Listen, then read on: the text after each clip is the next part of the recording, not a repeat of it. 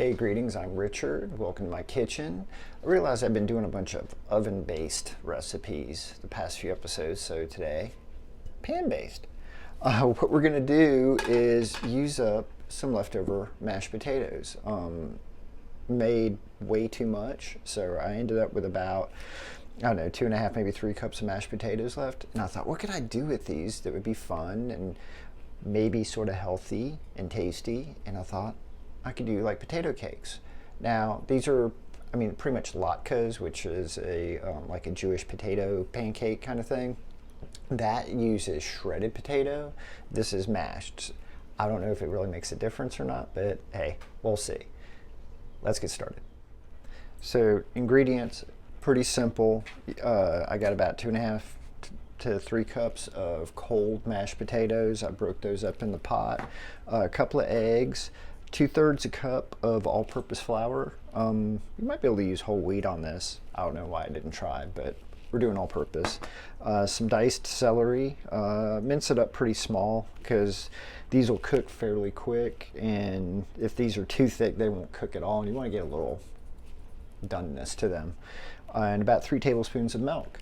And of course a little bit of salt and pepper. If your potatoes obviously are seasoned well with butter, milk, salt, pepper, garlic, whatever, you won't have to add too much additional seasoning to it. It's up to you. But as far as the celery, you don't have to do celery. You could do minced onion, you could do minced bell pepper, you could do maybe even like minced carrot or something. It's a recipe you can experiment with. That's what it's all about.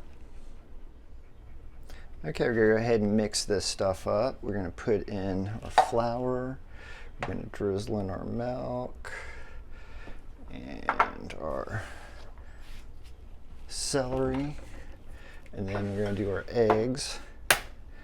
Trying to get any eggshell if you can help it.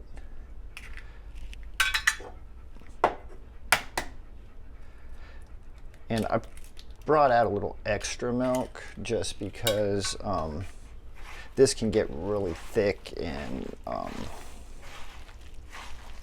sticky, and sometimes having the extra milk helps to thin it out just a little bit. And you could probably do this with a spoon. I like to get my hands dirty.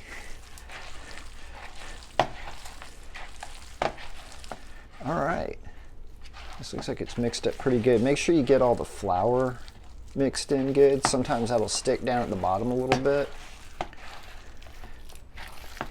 And you don't want any, little dry flour spots in the finished product. Okay, so what we're gonna do next is make little patties out of these. Let's see how that goes. So if mixing it up and getting your hands all nasty wasn't fun enough, now we get to make patties out of this. I tend to do smallish ones. Oh, and by the way, I put down some wax paper. You could use like a plate or something if you want, but the wax paper, it's because this stuff gets so sticky, it works better than I think a plate or a cutting board. And I'm getting about, I don't know, a little bit bigger than a golf ball out, and then just mashing that up. And when I'm turning it, I'm using my thumb to kind of keep the sides in a little bit. So it makes it a little more even. And you don't want the ends too thin because they'll cook faster than the center. And you want to have a nice even crust and everything on this. An even browning to make it sound fancy. All right, I'm gonna do 6 of these, and then we're gonna put some oil in the pan and get started. All right, so I got 6 of these done. What was left was about enough for 3, so I just went ahead and put them into balls. So as these finish and I pull them out, I can just mash those and put them in. I'm going to heat up about, I don't know, 5 tablespoons or so. I'm getting just enough oil to kind of cover the bottom of the pan and being a little generous, I guess. Wrong shelf. And we're going to heat this up over medium. It's going to take a couple of minutes. What you want to look for here, unless you have a thermometer handy, is to when the top starts to shimmer a little bit, you'll see it kind of get this little translucent shimmer to it. That should be hot enough. You can also get just a tiny bit of water and just kind of splat it in there, and if it pops, you know it's ready. So let's give this a minute and then we'll get started. Okay, washed my hands again. I got the oil heating. It feels like it's about ready. So we're gonna put these in. Be really careful when you do this. Hot grease is nothing to screw around with. Just wanna lay those in, get a nice little sizzle going. And keep in mind as you put these in, the level of the oil is going to rise. So be cognizant of that. And also try to leave a little space in between so they got a little room to breathe. Although it may not be real easy. I made these a little wider than I should have. All right, now those are going. We're gonna give these probably about 4 minutes aside. We'll check it after about 4 minutes and see how it looks. In the meantime, I've got these last three I can prep. One,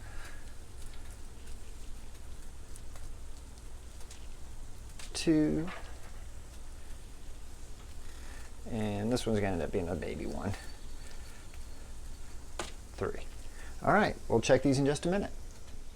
It's been a couple of minutes now. I can see just around the edges it's starting to brown up a little bit. So very carefully, we're going to flip these over.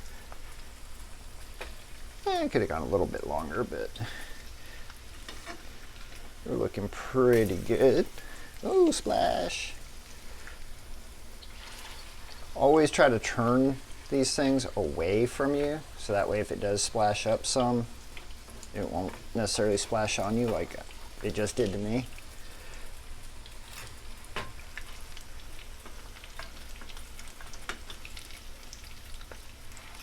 All right.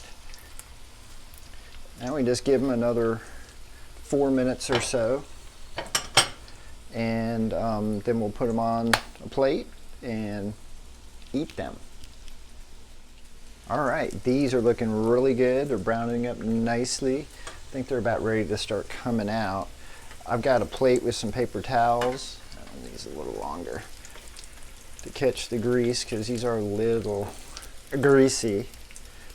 One thing to note when you are cooking in oil like this, that the main reason you want the oil to be up to temperature when you put your stuff in it is because it'll sear up faster that way. Turn that over a little bit. And less grease will get inside of it. It's just a little bit longer. Ooh, now those are pretty. All right, finish up these two. I'm gonna throw the last three in and then we'll try it. All right, so these turned out pretty well. A couple other things I want to mention. In addition to, like I was saying, some kind of veggie, onions, celery, peppers, whatever you can put it, you can also put cheese in it. You can put in shredded Parmesan, cheddar, I don't know, whatever suits your fancy. But these are fantastic. A good way to use up leftover mashed potatoes. Something fun you can do. You can eat these with a little sour cream on top. Salsa maybe. Whatever. Have fun with it. Be creative. Until next time, be kind, be creative, be safe. Cheers.